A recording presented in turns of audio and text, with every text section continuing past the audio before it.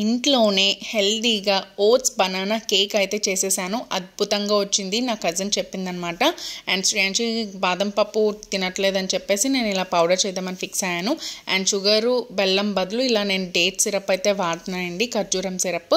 And ఇప్పుడైతే ఒక cup ఓట్స్ని ఇలా మిక్సీ జార్లో వేసి ఫైన్ పౌడర్ చేసేసుకున్నాను, మెత్తగా చేసేసుకున్నాను అనమాట. అండ్ బాదం పప్పును కూడా అలాగే ఫైన్ పౌడర్ చేసేసుకున్నాను.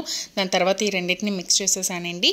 దాని తర్వాత ఒక కప్పు తీసుకొని అందులో హాఫ్ కప్ మిల్క్ వేసుకోవాలి. మిల్క్ నేను బాయిల్ చేయవసరం లేదు, డైరెక్ట్గా మిల్క్ వేసేసుకోవడమే. అండ్ పావు టీ స్పూన్ ఆయిల్ వేసేసుకున్నాను, ఏ ఆయిల్ అయినా పర్వాలేదు.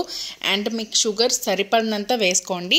ఇక్కడ నేనైతే డేట్ సిరప్ అయితే యూజ్ చేస్తున్నాను. టేస్ట్ అయితే చాలా బాగుంది, పిల్లలకు కూడా చాలా మంచిది కదా. అండ్ ఇప్పుడైతే బనానాస్ని మ్యాష్ చేసేసుకోవాలి. నేనైతే మిక్సీ జార్లో వేసి ఒక రౌండ్ వేసేసాను. సో మంచిగా పేస్ట్ అయితే అయిపోయింది. దాన్ని కూడా ఆ బౌల్లో వేసి మిక్స్ చేసేసుకున్నానండి.